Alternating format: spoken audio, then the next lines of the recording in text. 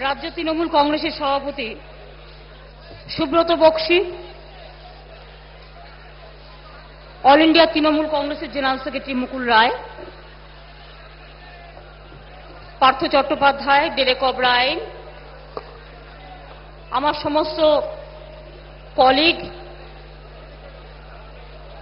সমস্ত MP MLA থেকে শুরু করে কাউন্সিলর, কমিশনার, ব্লক এবং জেলা প্রদেশের নেতৃবৃন্দ, সমবেত আমার মা ভাই ও বোনেরা, আমি আপনাদের সকলকেই প্রথমে শুভ নববর্ষ জানাচ্ছি। আমি আশা করব দু একজনকে কোথাও কোথাও ঢুকিয়ে কেউ কিন্তু মিটিংটা আমার কথা যাতে লোকে না শুনতে পারে পরিকল্পনা করবে, কিন্তু আমাদের যারা আছেন তাদের অনুরোধ করব, বি কুল, মাথা ঠান্ডা, মাথা ঠান্ডা। আমি প্রথমেই বলি, আমার মা ভাই ও বোনেরা, সাধারণ মা ভাই ও বোনেরা, বাংলার মামাটি মানুষের উদ্দেশ্যে আমার দু একটি কথা।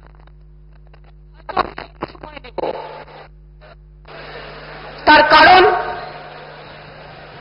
আমি ভেবেছিলাম সাংবাদিকদের অনুরোধ করব একটু আস্তে কথা বলতে, আমার মাইকে ক্যাচ করছে, প্লিজ আমাকে একটু বলতে দিন। যারা আছেন বিভিন্ন সিপিএম চ্যানেলও তো আছে, সুতরাং মাথা ঠান্ডা করে আমাকে একটু কাজ করতে দিন।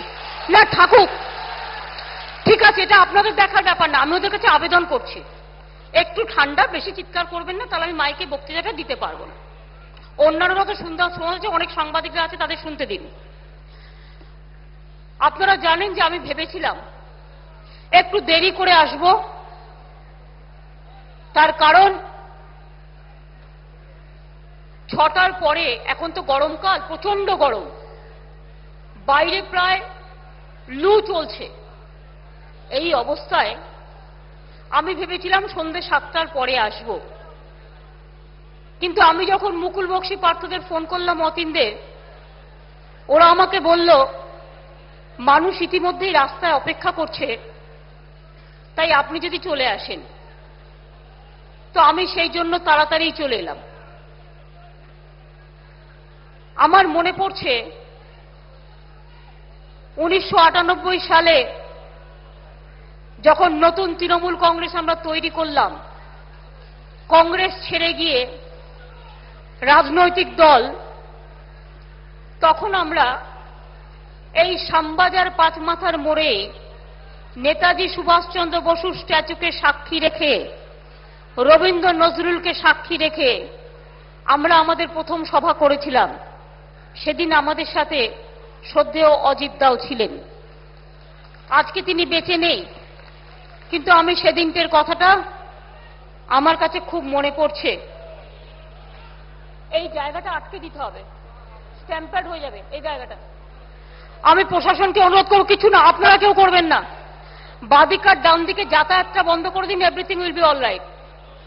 ওই মোড়ে বাঁদিক দিয়ে ঢোকাটা বন্ধ করে দিন, মানুষের অসুবিধে হচ্ছে। যদি কারো এমার্জেন্সি থাকে তাদের গলি দিয়ে বের করে দিন। আমি যে কথা আপনাদের বলছিলাম, যে বন্ধু,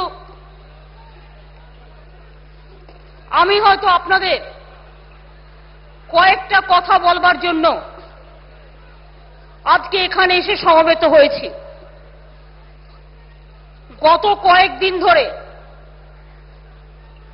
আমার নামে, আমাদের তৃণমূল কংগ্রেসের নামে, পশ্চিমবঙ্গ সরকারের নামে, আমাদের এমপিদের নামে, আমাদের এমএলএদের নামে,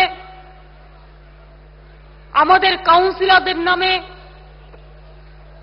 কোথাও বা বাড়ির কাউকে টেনে এনে তাদের নামে নানা রকম রসালো, কষালো, ঝাঁঝালো এবং নানা রকম কিছু ভুইপোড় নানা রকম কথা বলে বেড়াচ্ছে, যাদের বাড়িতে তাদের স্ত্রীরাও তাদের ভালো করে চেনেন কিনা আমি জানি না, এতটাই তাদের ক্রেডেনশিয়াল। আমি বন্ধু এই কটা দিন কাউকে কিছু বলিনি বা কোনো কথা বলার চেষ্টা করিনি, কারণ আমি যেহেতু প্রথমে একটা কাজ করি, আমার কাজটা যতক্ষণ কমপ্লিট না হয় আমি ততক্ষণ কিছু বলি না। প্রথম আমার কাজ মানুষকে প্রোটেকশন দেয়া, কতটা মানুষের জন্য ব্যবস্থা করতে পারলাম সেটা দেখা, তারপরে কিন্তু আমি অন্য কাজগুলো করি। প্লিজ বাদিকটা স্টপ করতে বলছি কভার করে, দুদিক দিয়ে যাতায়াতটা বন্ধ করলেই তো হয়ে যায়, এটা সামান্য কাজ। এই মোড়টা ওই মোড়টা, লোকে যদি যাতায়াত করে ন্যাচারালি এটা স্ট্যাম্পেড হয়ে যাবে। বড্ড কথা হচ্ছে বাদিকটা, তার কারণ হচ্ছে যাতায়াতটা হচ্ছে বলে। এটা আমি ক্ষমা চেয়ে নিচ্ছি আপনাদের কাছে কিছুক্ষণের জন্য। আমি আপনাদের এই জন্য হয়তো আমি আগেই কথাগুলো বলতে আসতে পারতাম, কিন্তু আমার ঘাড়ে লঘু দায়িত্ব আছে। মানুষগুলো যারা সব হারিয়েছে, সর্বহারা হয়ে গেছে, যাদের সাথে প্রতারণা করা হয়েছে, যারা কাঁদছে, যারা জানতো না তাদের কি অপরাধ, তাদের দিকটা ভেবে, আইনের দিকটা ভেবে নতুন আইনটা পাশ করে, কমিশন তৈরি করে, তারপর কাজগুলো কমপ্লিট করে তারপরে আমি মানুষের কাছে এসেছি। এই জন্য আমার কয়েকটা দিন দেরি হয়েছে। আর কয়েকটা দিন আমি যখন কাজ নিয়ে ব্যস্ত ছিলাম, তখন আমি দেখছিলাম কিছু মানুষ নয়, কিছু নেতা, যাদের না আছে কোনো কাজ, না আছে কোনো কর্ম, ৩৫ বছর ধরে বাংলাকে ধ্বংস করাই ছিল যাদের ধর্ম, তাদের কারো কারো মগজে মরুভূমি হয়েছে এবং পেটে কৃমি নয়, একটু ঠাট্টা করে বলি, তাদের ব্রেনে কৃমি হয়েছে। একতরফা ভাবছে চ্যানেল পেয়ে গেছি, পার্টির চ্যানেল, বিজ্ঞাপনের চ্যানেল, দলের মুখপত্র, যাবার আগে তো তৈরি করে গেছে সব বন্ধু, মানুষের জন্য কিছু করে যায়নি, একটা আইনও করতে পারেনি। সেখানে বসে বকর বকর বকর বকর, কাজটা কি? ও বক বক বকম বকম পায়রা। আমরা যখন কাজে সকাল থেকে রাত অবধি কাজ করছি, তখন আমার বন্ধুরা স্নো পাউডার মেখে সেজে গুজে, মেয়েরা সাজগোজ করে আমি জানতাম, এখন তো দেখছি কয়েকজন রাজনৈতিক নেতা সাজুগুজু করে সন্ধ্যে থেকে বসে পড়ছে, আর বসে পড়ে জানে না কিছু, জ্ঞানদাতা। তাদের আগে আমরা বলতাম, কথায় কথায় একটা প্রবাদে আছে, আমরা কাউকে পছন্দ না হলে চলতি ভাষায় বলতাম হরিদাস, আর এদের এখন নাম হয়ে গেছে হরিপদ দাস, একটা পদ হয়েছে। পদটা কি বলুন তো? টিভির সামনে বসে কত জ্ঞান, বাপরে, জ্ঞানে একদম world book of Guinness book of রেকর্ডে নাম উঠবে, জ্ঞানে একদম জ্ঞানদা পিসিমণি। সেই আপনারা জানেন যে আমরা কত রকম কিছু হয়েছে, সুতরাং এইসব শুরু হয়েছে। আমি আপনাদের কাছে ফার্স্ট কয়েকটা ডকুমেন্টেশন দেখাবো, তারপরে আমি আজকে অল ইন্ডিয়া তৃণমূল কংগ্রেসের চেয়ারম্যান হিসেবে এসেছি। আমার দুটো পরিচয়, আমি যখন গভর্নমেন্টের কাজ করি আমি মুখ্যমন্ত্রী হিসেবে কাজ করি, যদিও মুখ্যমন্ত্রীর আগের চেয়ারের মুখ্যমন্ত্রীর চেয়ারটা আমি করি না, আমি সাধারণ মানুষের একটা চেয়ার কিনেছিলাম। আর যখন আমি রাস্তায় কাজ করি, পার্টির মিটিংয়ে আসি, তখন আমি পার্টিটা করি। আর এই দলটা আমি আমার রক্তের বিনিময়ে, মানুষের রক্তের বিনিময়ে, মানুষের ভালোবাসার বিনিময়ে তৈরি করেছি। যারা এই দলটাকে ড্যামেজ করতে রাস্তায় নেমেছেন তাদের বলি, আমি আমার তৃণমূল কংগ্রেস নিয়ে কখনো কখনো গর্ববোধ করি। কেন জানেন? 100%-এর মধ্যে আপনি 1 কেজি লঙ্কা কিনবেন, একটা লঙ্কা যদি পচা হয় আপনি সেটা বাদ দিয়ে দিন না, অসুবিধার কি আছে? কিন্তু আপনি 1 কেজি লঙ্কাতে 1 কেজি খারাপ, এটা শুনতে রাজি হয়? একটা পরিবারে 500 জন লোক হতে পারে, একজন খারাপ হতেই পারে, সো হোয়াট? সবাইকে দায়ী করবেন কেন? সেই রকম মনে রাখবেন, একজন দুজনকে সিপিএম পার্টি থেকে এলো বা অন্য কোনো পার্টি থেকে এলো, তাকে দিয়ে আপনি একজনকে দিয়ে 99 জনকে দিয়ে ভাববার চেষ্টা করবেন না।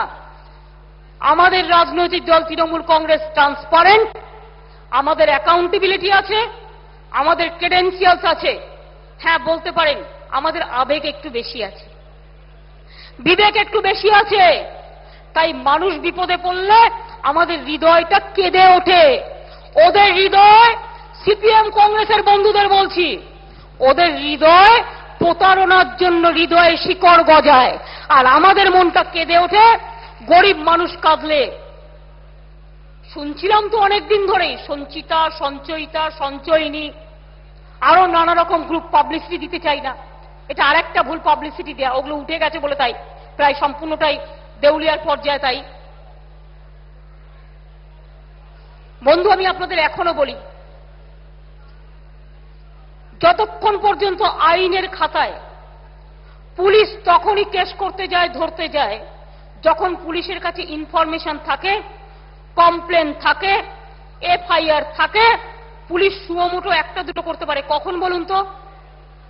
কেউ হয়তো বলল আমি ভয় পাচ্ছি নামটা বলতে, আমার জীবনের আশঙ্কা আছে, আপনাকে আমি একটা লুকিয়ে আমার নাম বলতে চাই না, একটা ইনফরমেশন দিচ্ছি, আপনি চেষ্টা করুন আমাকে বাঁচান, পুলিশ তখন করতেই পারে। সুমোটো বলে একটা কথা আছে। এখানে কমপ্লেনটা কবে হলো? আমরা যে গ্রুপটাকে ধরা হয়েছে 48 ঘন্টা বা 72 ঘন্টার মধ্যে, 1 ঘন্টা 2 ঘন্টা বা একদিন দিন এদিক ওদিক হতে পারে, 2 জায়গায় 3, 3 জায়গায় 4, it is not a matter. আমরা কমপ্লেনটা কোথা থেকে পেলাম? আমি হঠাৎ 1 বৈশাখের দিন, আমরা কিন্তু গভর্নমেন্ট অফ ইন্ডিয়াকে তার চিঠি লিখেছি 8ই ফেব্রুয়ারি। কারণ হচ্ছে, জেনে রাখুন সাধারণ মানুষ, চিট ফান্ড, ফাইন্যান্সিয়াল সাবজেক্ট, এগুলো হচ্ছে কনকারেন্স লিস্টে থাকে এবং সেন্ট্রাল সাবজেক্ট। কেন্দ্রীয় সরকারের আন্ডারে যারা আজকে চিৎকার করছে সিবিআই চাই, হঠাৎ মন দরদে উঠেছে, উথলে পাতালা, তাদের বলি বন্ধু, কার আন্ডারে ছিল, করেননি কেন? সেবির আন্ডারে। চিটফান্ডগুলো কার আন্ডারে? মানি লন্ডারিং গুলো কার আন্ডারে? সেবি কার সংস্থা? কেন্দ্রীয় সরকারের সংস্থা। রিজার্ভ ব্যাংক অফ ইন্ডিয়া কাদের সংস্থা? কেন্দ্রীয় সরকারের সংস্থা। আমাকে তো জানায় না তারা যে আপনার রাজ্যে এতগুলো চিটফান্ড আছে, এতগুলো ইল্লিগাল চিটফান্ড আছে। শুনুন, সেখানেও আইন বলছে সিএইচআইটি চিটফান্ড, ওটা হচ্ছে কেন্দ্রীয় সরকার অনুমোদন দেয়, আর সিএইচইএটি চিটফান্ড ওটা হচ্ছে প্রতারণা করে, ইল্লিগাল চিটফান্ডের মাথার নাম করে। সব নানা রকম আইনের সংজ্ঞা আছে। তা সত্ত্বেও আমি এখনো বলি, আমি তারা টিভি চ্যানেলের কাছে সেদিন কতগুলো আর্টিস্ট, আমি ওদের একটা গানের প্রোগ্রাম দেখছিলাম, ওরা খুব কাঁদছিল। তার আগে আমি বলেছি আমি 8ই ফেব্রুয়ারি চিঠি পাঠিয়েছি, বাইরে থেকে একটু আধটু শুনে। তারপর বন্ধু দেখছি ওরা কাঁদছে। আমি বললাম কাঁদছে কেন?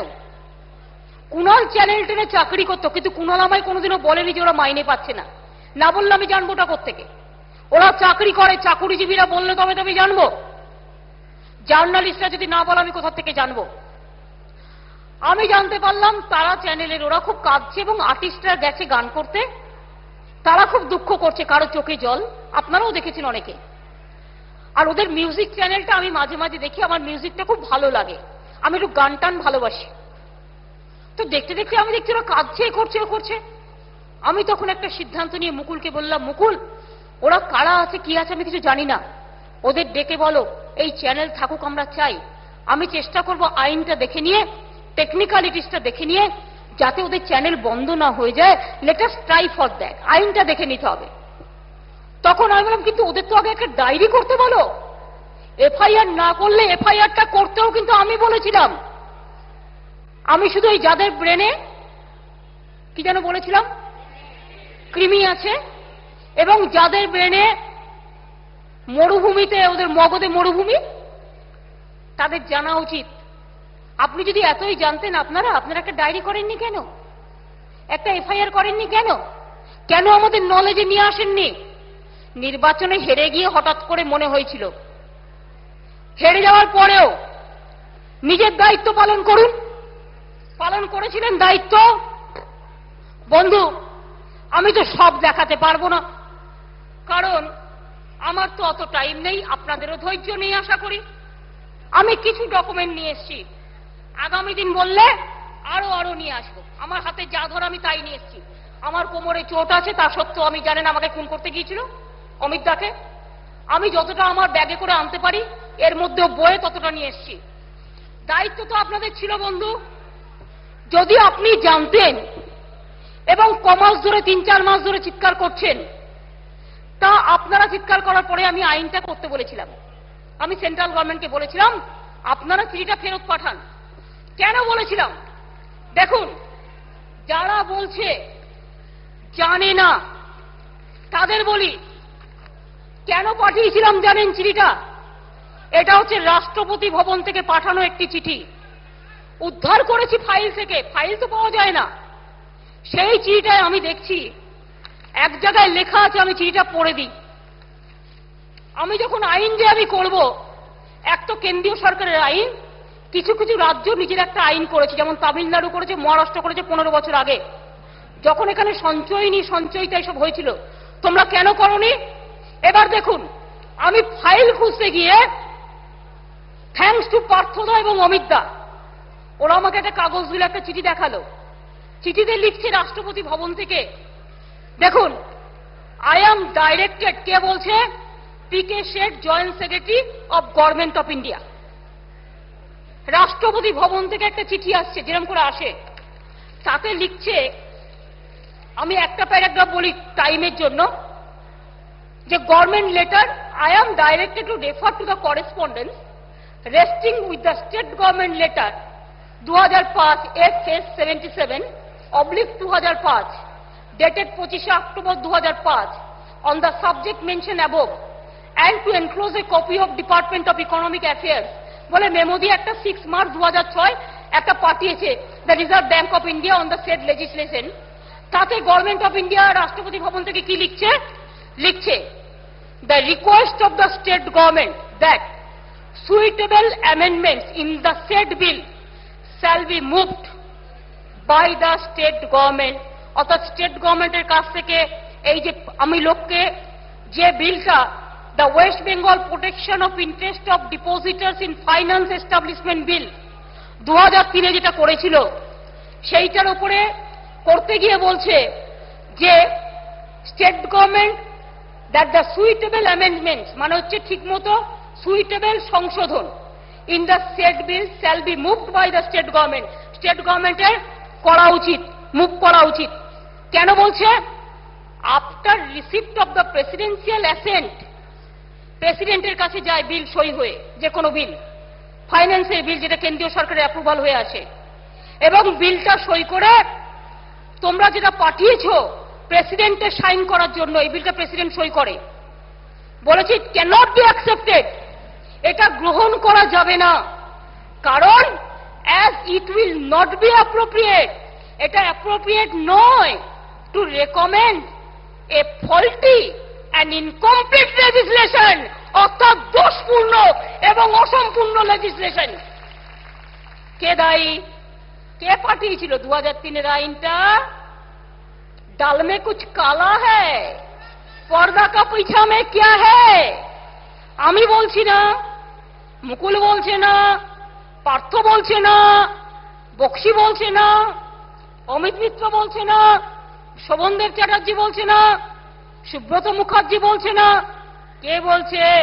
রাষ্ট্রপতি ভবন থেকে চিঠি দিয়ে বলা হচ্ছে তুমি একটা ফল্টি বিল, কত বড় আঘাত বুঝুন, ফল্টি এবং ইনকমপ্লিট বিল তুমি পাঠিয়েছো legislation for to the president for his assent, তাকে সই করার জন্য পাঠিয়েছে, তার অ্যাপ্রুভাল নেওয়ার জন্য।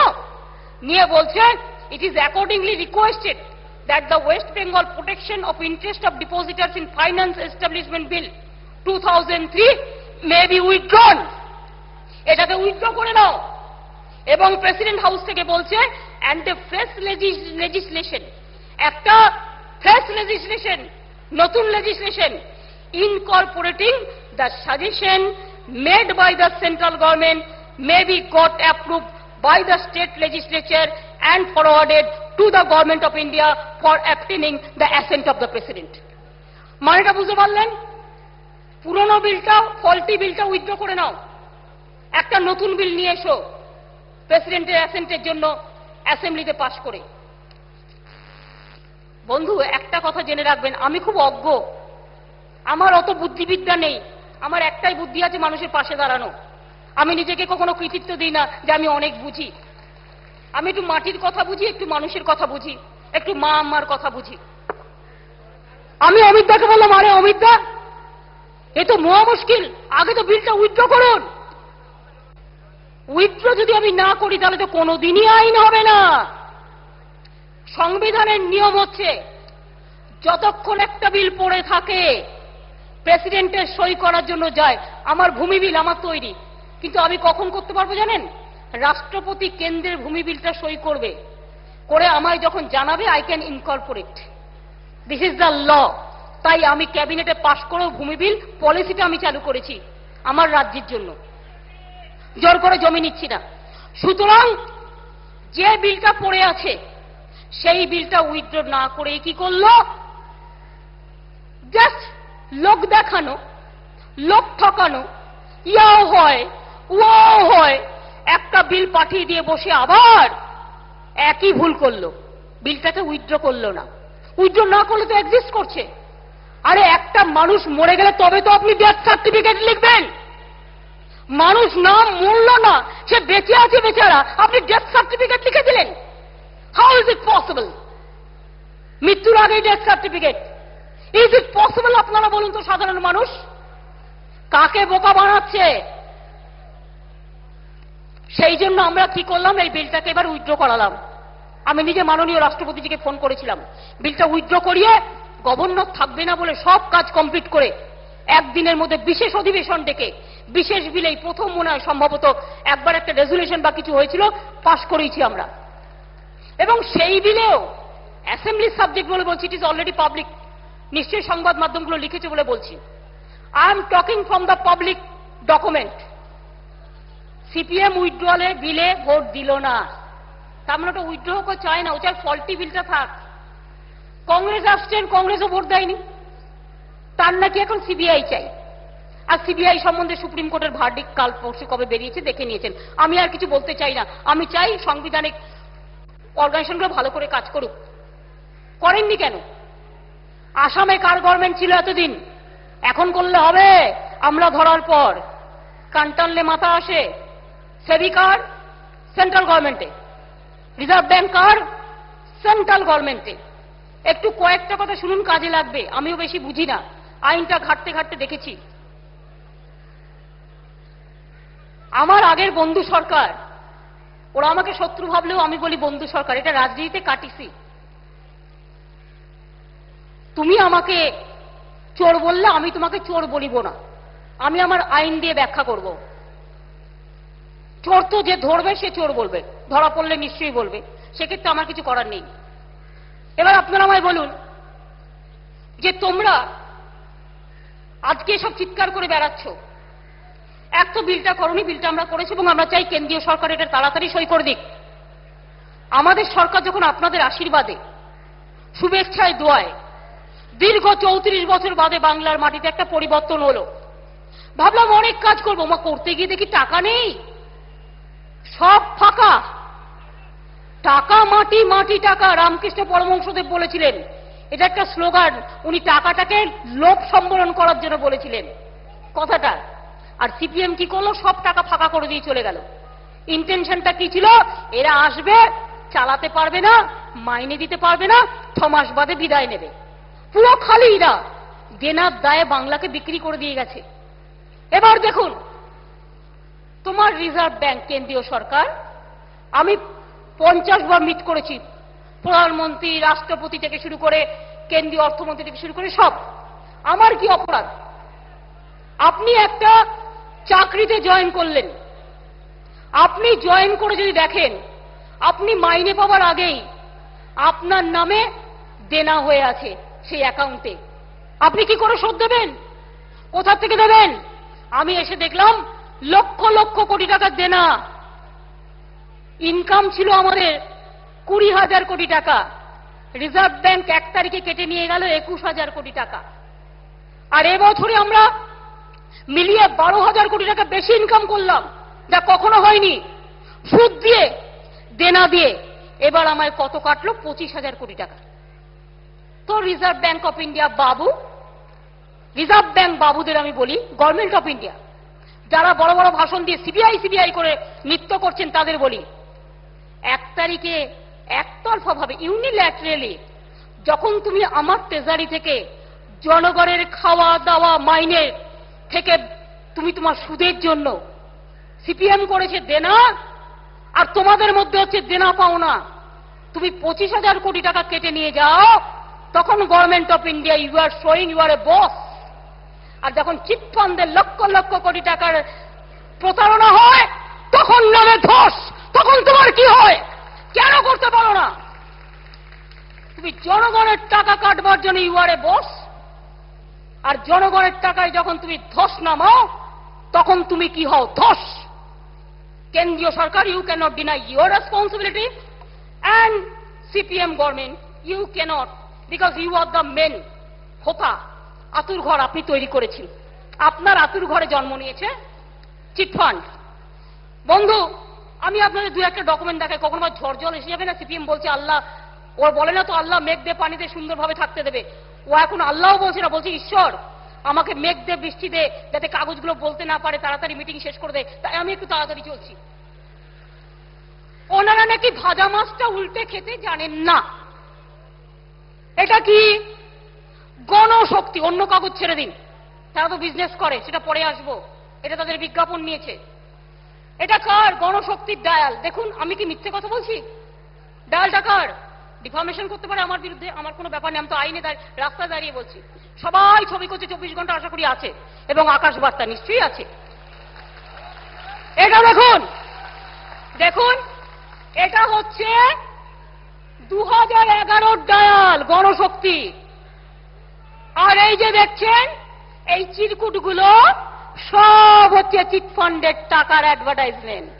সব পাতার পর পাতা, পাতার পর পাতা, পাতার পর পাতা, পাতার পর পাতা। এটা গেল 11। আমি এক ডকুমেন্ট বারবার দেখাবো না, ধরো। এবার আসুন 2012 পরপর কন্টিনিউশন। এই দেখুন, গণশক্তি স্পন্সর ডায়াল 2012। কোথাও জায়গা দেখতে পাচ্ছেন? পুরো বুকড। ওই গোলাপি কাগজগুলো দেখতে পাচ্ছেন? আমি একটা একটা করে চিরকুট লাগিয়েছি, সব চিটফান্ড, সব পাতার পর পাতা। তুমি মহারাজ সাধু হলে যে আমি আর চোর বটে, তা তো হবে। 2013 ওনারা নাকি এখন আর নেন না, মানে বেড়াল হয়েছে, বেড়াল তপস্বী, কিচ্ছু খায় না, মাছ খায় না। বেড়াল বলছে মাছ খাবো না, কাশি যাবো। দেখুন 2013, এই যে দেখেছেন কতগুলো, দেখুন পেছন সামনে সব দেখুন, কার? সব গণশক্তি। ধরো স্বরূপ, ধরো শারদীয় সংখ্যা, গণশক্তির শারদীয় সংখ্যা। প্রত্যেকটা পাতা যেখানে দেখছেন স্লিপ, সেগুলো হচ্ছে সব চিটফান্ডের টাকায়, সব বিজ্ঞাপন। আচ্ছা একটা খুলে দেখাই। আরে এত খুলে দেখাতে গেলে অনেক টাইম লাগে, বৃষ্টি এসে গেলে কি হবে? আচ্ছা একটা দেখাই, Saradha group, full full full ফুল।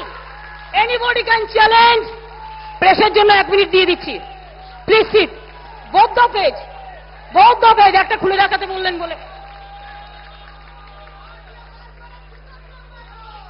চুপ। ডকুমেন্ট কথা বলবে, এসব বলতে নেই, ঠিক?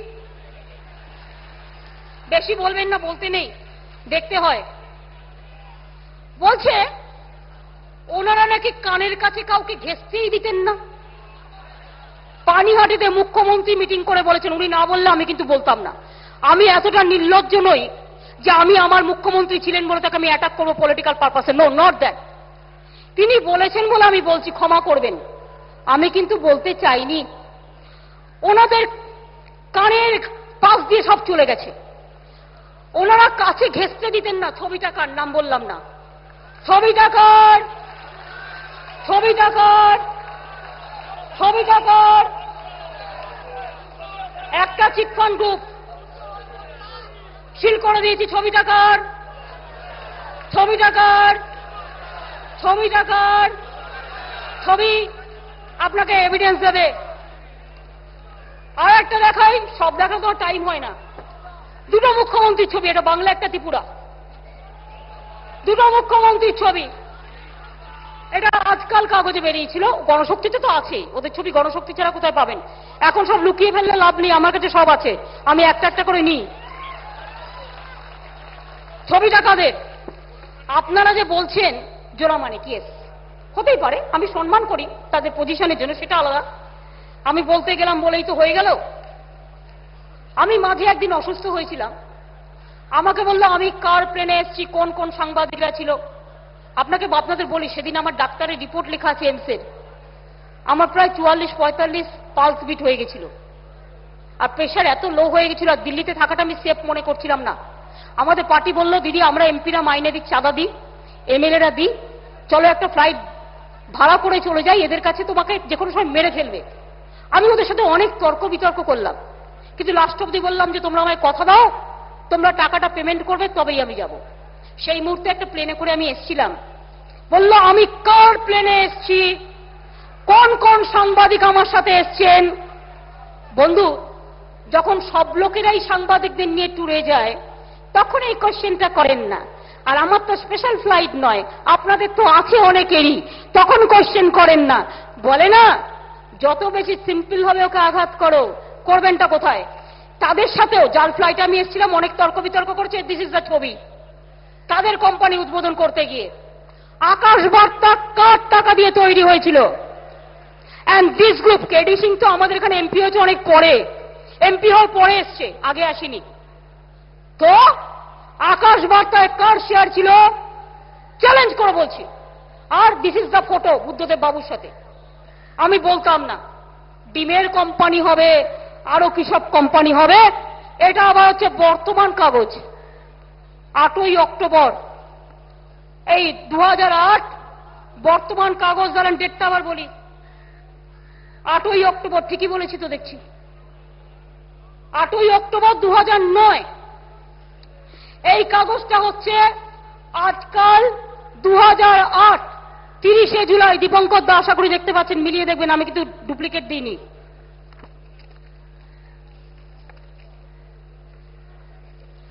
আরো অনেক ছবি আছে, কিন্তু আমি আর আনন্দবাজারও একটা দেখাই, ছবি বেরিয়েছে, কারণ এটা হচ্ছে ট্রান্সপারেন্সির জন্য। ওই সেম আনন্দবাজারও বেরিয়েছে তার ছবি, ট্রান্সপারেন্সির জন্য, যে বলবেন যে আমি শুধু গণশক্তি নিয়ে এসেছি, অন্যগুলো নিয়ে আসিনি, ছবি বেরোয়নি, তা নয়, সবগুলোতেই আছে।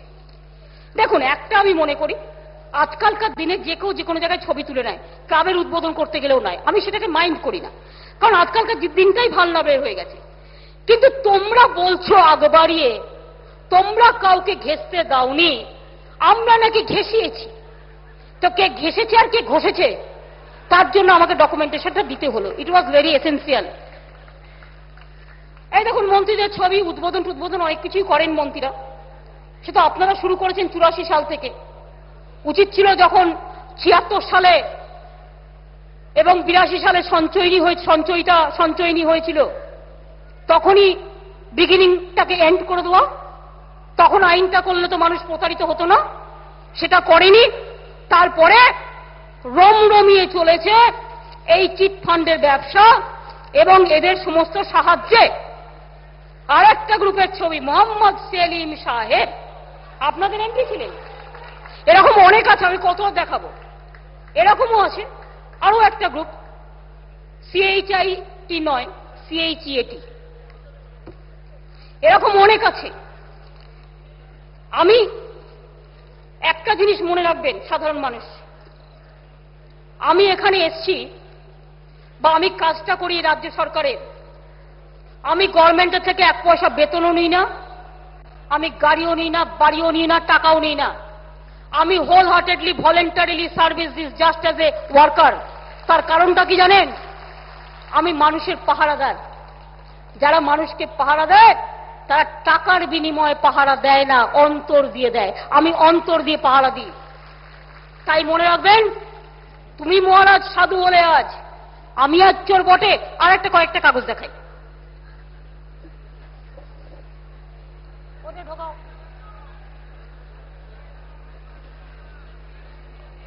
বিড়াল তপস্বী, দাঁড়ান।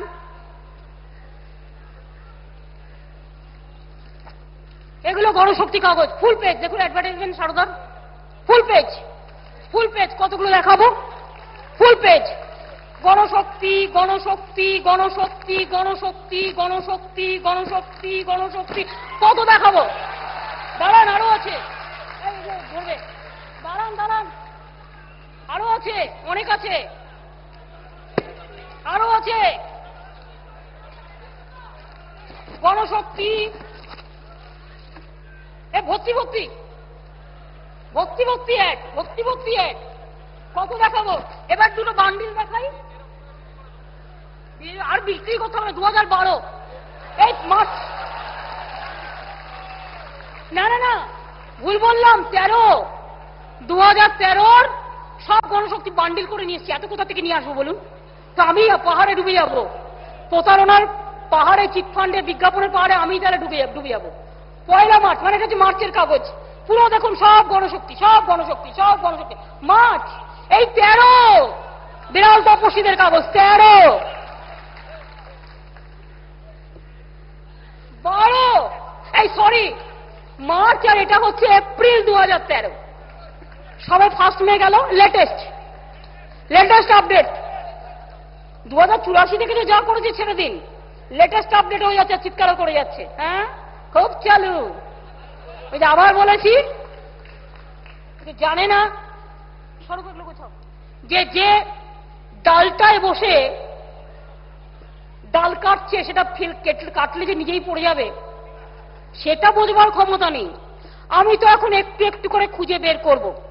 এত তাড়াতাড়ি আমি ছাড়ব না, প্রতারকদেরও ছাড়ব না, এবং যারা মদত দিয়েছে, মদতদাতা। সিপিএম যখন ক্ষমতায় ছিল তখন নাকি এরা সব ভূমিপুত্র ছিল, এখন ভুইফোর হয়ে গেল। ভূমিপুত্র থেকে ভুইফোর। এবার আপনারা আমায় বলুন, সাধারণ মানুষ কি করবে? আমাকে মার্জনা করবেন আমি যদি 2-1টা কথা বলি, কেউ পার্সোনালি নেবেন না, আমি তর্কের খাতিরে এটা কথা বলি। ধরুন চিটফান্ডের লোকের এরা তো ব্যবসা করবেই। আমি কালকে একটা বই পড়ছিলাম ইন্টারেস্টিংলি, বইটার নাম হচ্ছে সাদা বা কালো, সাদা কালো। রুনু ঘুয়রিগির নামে আমরা শুনেছি, উনি নাকি খুব অত্যাচারিত পুলিশ অফিসার ছিলেন। তো উনি একটা বই লিখেছেন, সেই বইটা একজন আমার হাতে এনে দিল। ওইটা পড়ে আমি দেখছিলাম যে সঞ্চয় নিয়ে সঞ্চয়তে, যেটা ওই 76 থেকে 82, সেটা ওই শম্ভুবাবু ছিল, যিনি মারা গিয়েছেন না মেরে ফেলেছেন সেটা কেউ জানি না আমরা। সেই বইটা পড়ছিলাম, সেখান থেকে ডিটেলসটা জানতে পারছিলাম যে কিভাবে প্রতারণা করে এরা। সামনে কিছু সিনেমা আর্টিস্ট রাখবে, সামনে কিছু রাজনীতিক রাখবে, সামনে কিছু রিটায়ার্ড আইএস আইপিএস রাখবে। আরে তারা তো জানে না যে এদের ইন্টেনশনটা কি। এখন না, 84 সাল থেকে হচ্ছে। সেই সময় কি করলো, নিজেই 2টো সিনেমা খুলে দিল। কিন্তু বেচারা ফিল্ম স্টারের তো দোষ নয়, সে কি করে জানবে? সে তো একটা অ্যাড করছে, কাগজগুলো তো অ্যাড নিচ্ছে তার ব্যবসা চালাবার জন্য। সব কাগজ আজকে, কাগজ আর চ্যানেল চলে সব এদের অ্যাডে। যারা আমাদের গালাগালি দিচ্ছেন তাদের কাছে আমি একটু ভেবে দেখতে বলবো। দেখুন, আমারও একটা কাগজ আছে, জাগো বাংলা, আমি নিজে চালাতাম, এখন আমি সময় পাই না, আমার দলের লোকেরা চালায়, এটা আমার মুখপত্র। আমি আজ পর্যন্ত আমি গর্ব করে বলতে পারি, আমি কোন চিটফান্ডের থেকে একটাও বিজ্ঞাপন নিইনি, আই চ্যালেঞ্জ। এবং রাজ্য সরকার থেকেও নিইনি। আমি একটা গভর্নমেন্টে আছি, আমি রেলও মন্ত্রী ছিলাম, এথিক্যালি নিইনি। যেদিন চালাতে পারবো না চালাবো না, চুলোর দুয়ারে যাক, কিন্তু তবু এদের কাছ থেকে নেবো না, যেহেতু আমি এখানে কাজ করছি, I should not miss use the power. তো আপনি বড় বড় কথা বলবেন আর নেবে। এখন দেখুন এক একটা লোক এক এক রকম কথা বলছে, বিভিন্ন লোকের কাছ থেকে তারা ফিডব্যাক পাচ্ছি। কেউ কেউ আমায় বলছে, আচ্ছা বলুন তো কে চিটফান্ড আমরা সাধারণ মানুষ বুঝি না, গভর্নমেন্ট অফ ইন্ডিয়া আমাদের কাছে কোনো দিন বলে না এত চিটফান্ড, এখন বলছে। এখন পার্লামেন্টে ৭৩টা লিস্ট দিয়েছে, আর একটা ৪,০০০ লিস্টের মধ্যে ৩০টা, কোনটা আসল কোনটা নকল বুঝতে পারছি না। আমরা এবার ভাবছি বলবো যে কোনটা ঠিক বলো, কোঅর্ডিনেশন গ্যাপ কিনা দেখতে হবে, কারণ এটা বড় ব্যাপার, মানুষের কেন প্রতারণা হবে। আর মানুষ যাতে প্রোটেকশন পায় তার জন্য এই আইনটা আমি করছি, মানুষকে সাহায্য করবার জন্য, যাতে প্রতারণা কেউ করলেই তার সম্পত্তি বাজেয়াপ্ত করে সেই টাকা জনগণকে ফিরিয়ে দেওয়া হবে। That's why this bill is been passed. আমার চিন্তা কিন্তু মানুষের জন্য। কিন্তু আমায় কেউ কেউ বলছেন, দেখুন আমরা অনেক সময় ভাবি কি আমরা অনেক বুঝি, কেউ কেউ তো রোজ বলে আমি প্রেসিডেন্সিয়াল, কেউ বলবে আমি জেভিয়ার, কেউ বলবে আমি হার্বার্ডিয়ান, নানা রকম বলে, কত বড় বড় ডিগ্রি, কাইসে চুরি করতে পারে, উল্টো পাল্টা বলতে পারে। তাদের জিজ্ঞেস করুন, কমরেড একটু গ্রামেই যাও, ছোট্ট গরিব মানুষটা কি বলছে দেখো, একটা সবজি বিক্রেতা, সবচেয়ে বেশি টাকাটা এদের গেছে, ঘরের গৃহবধূ, অসংগঠিত শ্রমিক, সাধারণ মানুষ, তারা আমাকে একটা কোশ্চেন করছে। কেউ কেউ কি কোশ্চেন বলছে, দিদি বুঝলাম এরা চিটফান্ড, কিন্তু আমরা কি করে বুঝবো বলুন এরা চিটফান্ড? এরা তো বিজ্ঞাপন দেয় আনন্দবাজার পত্রিকায়, এরা তো বিজ্ঞাপন দেয় বর্তমান পত্রিকায়, এরা তো বিজ্ঞাপন দেয় গণশক্তি পত্রিকায়, এরা তো বিজ্ঞাপন দেয় আজকাল পত্রিকায়, এরা তো বিজ্ঞাপন দেয় সব পত্রিকায়, সব চ্যানেলে, এদের টাকাতেই তো চ্যানেল চলে ম্যাক্সিমাম বিজ্ঞাপনে। আমরা কি করে জানবো যে এটা মিথ্যে কথা? আমরা কি করে জানবো? এখনো মানুষ সংবাদ মাধ্যমকে বিশ্বাস করে, সেই জন্য ভাবে আনন্দবাজারে যখন বেরিয়েছে, ওরা তো দেখে না অসত্যমা হত ইতি গজ, যে কোনটা কে করছে, ভাবছে আনন্দবাজারে বেরিয়েছে বড় ব্যাপার। আমি দেখলাম আনন্দবাজারে বেরিয়েছে, বুঝলি এত সুদ দিচ্ছে, চ যাই, এসব হয়েছে। আর এর জন্য কেন্দ্রীয় সরকারের পলিসিও দায়ী। আগে লোকে পোস্ট অফিসে যেত, পোস্ট অফিসে টাকা রাখত, সুদের হার বেশি ছিল, এবং গভর্নমেন্টের সংস্থায় রাখত। বলুন তো আপনারা আমায়, কেন্দ্রীয় সরকার হর্ষদ নামটা কি মেয়েটা, শেয়ার কেলেঙ্কারি হলো, ধস নামলো, কোন মানুষ কিন্তু টাকা ফেরত পায়নি। গভর্নমেন্টের নিজের প্রতিষ্ঠান ইউটিআই, ধস নামলো, কেউ কিন্তু কোনো টাকা ফেরত পায়নি। সঞ্চয়টাও আমার বামফ্রন্ট সরকারের বন্ধুদের আমলে হয়েছিল, আমি জানি না তার কি দুরবস্থা। সুতরাং মাথায় রাখবেন, তবু তো আমাদের হিম্মত আছে। 25,000 কোটি টাকা আমায় দিতে হয়, দেনা বাবদ সব টাকা কেটে নিয়ে যায়, একটাও পয়সা নেই। তা সত্ত্বেও আমি 500 কোটি টাকার আগে ফান্ড করে দিয়েছি, এই কারণে যে অন্যের কাছে চাইবার আগে চ্যারিটি বিগিনস এট হোম। নিজের আয়নায় নিজে মুখ দেখো। একটা বলকে রোল করে দিতে হবে, বলটা রোল হতে শুরু করবে, আইন হবে, কোক হবে, বিক্রি হবে, আইন আইনের মতো চলবে। একটা টাকাটা মজদুর থাকুক।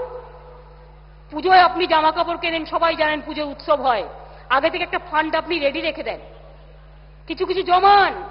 মেয়ের বিয়ে হবে, কিছু কিছু জমান। প্রথমে একটা টাকা রেডি করে রেখে দেন যে আমি এত টাকা বাজেট করব, পরে যেটা লাগবে আমি জোগাড় করে নেব, একটা ফান্ড রেখে দেন। আমি তাই ক্রাইসিস ফান্ডটা কিন্তু রেখে দিয়েছি অলরেডি। তার জন্য আমি, অনেকে আমাকে নিয়ে জোকস করলো, আমি সেটা নয়। একদিন আমার সেদিন সাংবাদিকরা বলছে সিগারেটের 10% বাড়িয়ে আমি কত পাবো, আমি 100 কোটি টাকা পাবো। আমাকে বললো তাহলে তোমাদের দাম বেড়ে যাবে। তখন আমি তো আর বলি না যে খেও না, বাদ দাও, এটা তার নিজস্ব অধিকার, কিন্তু আমি এটা তো নিশ্চয়ই বলবো না খাওয়া উচিত। কিন্তু সিগারেট খেয়ে আমি সেজন্য চ্যাংড়াও মেরে কোথায় এখন আর কথাও বলা যায় না, সেটাকে নিয়েই রাজনীতি করে বেশি। কত টাকা পাবো তার থেকেও আমি, আমার হাতের সামনে কি আছে? আমি ইলেকট্রিসিটি বাড়াবো, আপনি আমার উপর রাগ করবেন। আমি জলের উপর কর বসাবো, আপনারা আমার উপর রাগ করবেন। আমি আপনার উপর শেষের ট্যাক্স দেবো, আপনি আমার উপর রাগ করবেন। আমি জিনিসের দাম বাড়াবো, আপনি আমার উপর রাগ করবেন। আমার অপশন কি আছে? যেটা ইচ্ছে না থাকলেও কখনো কখনো মানুষ খায়। আমার হাতের সামনে আর কিছু নেই, আমি সেই জন্য আমি 30% করেছি সিগারেটের দাম, 20 থেকে 30% বাড়িয়েছি। বিহারেও 30% আছে, উত্তরপ্রদেশে 50% আছে, রাজস্থানে 40% আছে। মনে রাখবেন, আমি হিসেবটা দেখে নিয়েছি। আমি 50% করতে পারতাম, কিন্তু আমি করিনি।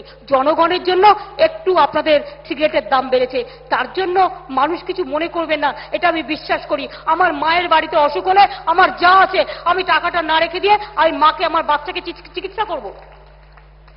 ওর থেকে তো পাবো 100 400, তাও তো জোগাড় করে নিয়েছি পরের দিনই। কারণ হচ্ছে, যা ইচ্ছে সিপিএম আমায় গালাগালি দিয়ে দাও, তোমাদের মগধে মরুভূমি আছে আর আমার মগধে মানুষ আছে। আমি কিচ্ছু জানি না, কিচ্ছু বুঝি না। মানুষ বিপদে পড়লে কেউ কেউ আবার নাটক করে বলছেন, মদ খেয়ে 200 মানুষ মারা গেছে, তার পরিবারকে টাকা দেবে না কেন? আর যে মদ খেয়ে মারা গেছে তার দোষ, তার পরিবার কি হবে? সে তো না খেতে পেয়ে মরে যাবে। বলছে জলে ডুবে মানুষ মারা গেছে, এই সরকার কেন টাকা দেবে? তোমার কি? বিপদে পড়লে মানুষ দেবে না? অ্যাক্সিডেন্টে মারা গেছে, টাকা দেবে কেন? তোমরা তো কিছুই দিতে না, শূন্য হাতে ফিরিয়ে দিয়ে সব নিজেরা খেয়ে নিতে।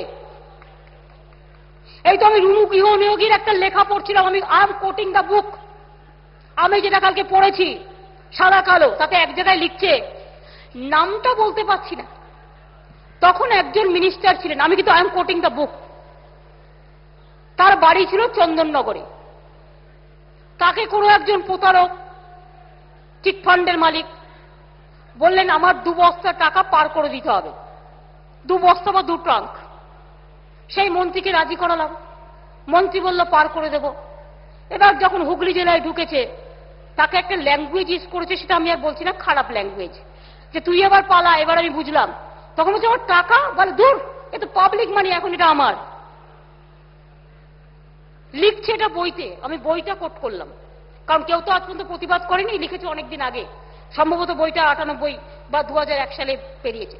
তো সেই জন্য আপনাদের বলছিলাম, সমালোচনা নিশ্চয়ই করা উচিত, যেখানে আলোচনার জায়গা থাকে সমালোচনা নিশ্চয়ই করা উচিত মানুষের স্বার্থে। যখন মানুষ বিপদে পড়েছে, ঘরে আগুন লেগেছে, আগুনটা নেভাবো না আগে মানুষকে উদ্ধার না করে আমি রাজনীতি করব? কোনটা আসল?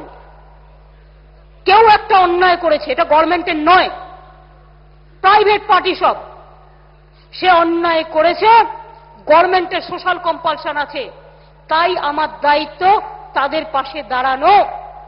এত তাড়াতাড়ি আমরা শ্যামল সেনের নেতৃত্বে কমিশন করে দিয়েছি। কেউ দেখাতে পারবে একটা সিঙ্গেল কেস এত তাড়াতাড়ি? না, আই ক্যান চ্যালেঞ্জ। কমিশন তৈরি হয়েছে, কমিশন কাজ করতে শুরু করেছে। যারা প্রতারিত হয়েছে তাদের কাল পরশুর মধ্যে সম্ভবত বিজ্ঞপ্তি দেবে, কোথায় জমা দিতে হবে, কি করে জমা দিতে হবে, তারপরে কমিশন আমাদের রেকমেন্ড করবে। এবং আমরা যে আইনটা করেছি তাতেও কোর্ট রাখা হয়েছে, সমস্ত আইনে প্রসেস রাখা হয়েছে। কমিশন হয়েছে, আইন পাস হয়েছে, গভর্নমেন্ট একটা ক্রাইসিস ফান্ড তৈরি করেছে, এবং উইদিন 3-4 দিন যার বিরুদ্ধে কমপ্লেন হচ্ছে তাকে অ্যারেস্ট করে নিয়ে আসা হয়েছে। কোথা থেকে? বাতালিক, এই আপনাদের হচ্ছে দ্রাস বাতালিক, মনে পড়ে কার্গিল যুদ্ধের কথা? কার্গিল দাস বাতালিক। আমি একটা কবিতা লিখেছিলাম কার্গিল যুদ্ধকে কেন্দ্র করে, বলে আমার 3টে নাম মনে আছে। সেইখান থেকে নিয়ে এসছে ধরে। কৃতিত্ব দেবে না, ক্রেডিট দেবে না, শুধু ডিসক্রেডিটেড করবার জন্য বসে আছে।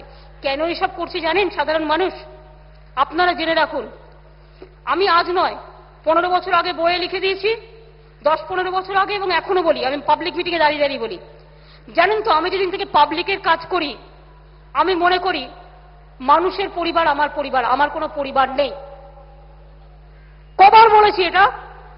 1000 বার বলেছি, আমার নামের সাথে অন্য কারোর নাম জড়াবেন না। আমি একা থাকি। মা বেঁচে ছিলেন, মা আর আমি ছিলাম। মা নেই, আমি একা থাকি। বলার দরকার নেই, যদি বলি দুঃখ পাবেন। কোনদিন হয়তো যদি দেখেন আমি মরেই যাই, হঠাৎ করে ঘুম থেকে ওঠার সময়টা যখন দেখবে আমি দরজা খুলছি না, তখন হয়তো জানতে পারবে আমি বেঁচে নেই, কেউ নেই, আমি একা। আমার বাড়িতে 2টো ছোট্ট মেয়ে কাজ করে, একটি ছোট্ট মেয়ে।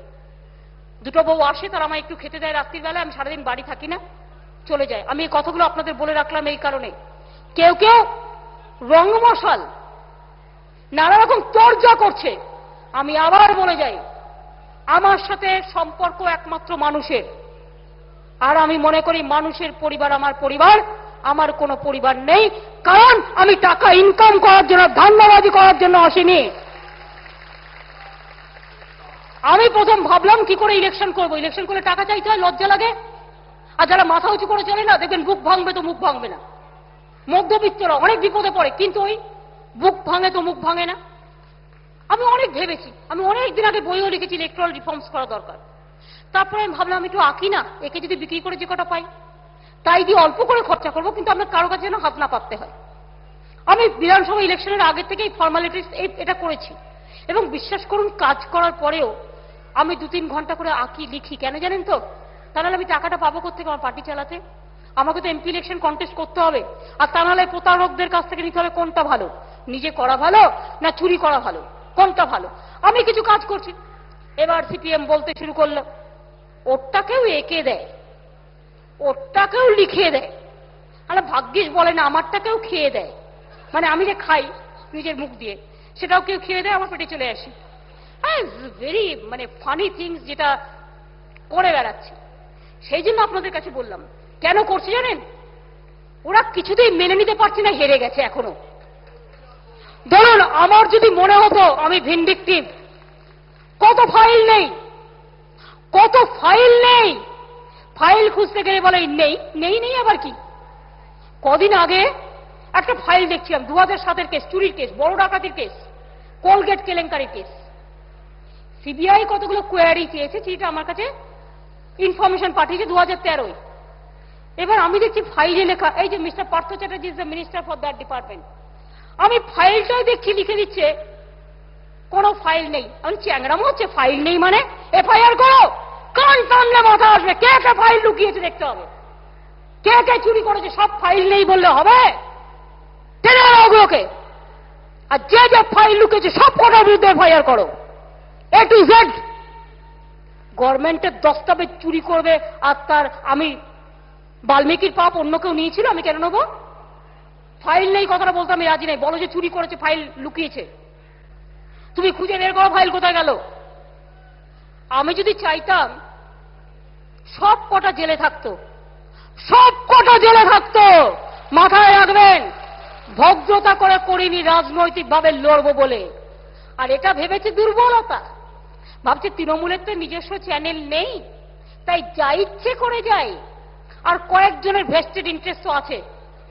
আপনারা তো জানেন আমি একটু জেদি আছি, আমার জেদটা অনেক সময় আমাকে সাফার করতে হয়। আমি তো বলছি আমার যেটা দোষ আমি বলে দিচ্ছি, এটা আমার মাইনাস পয়েন্ট। আমি খুব জেদি, মাথা নত করবো না তো করবো না, একগুয়ে তো একগুয়ে, কিছু করার নেই।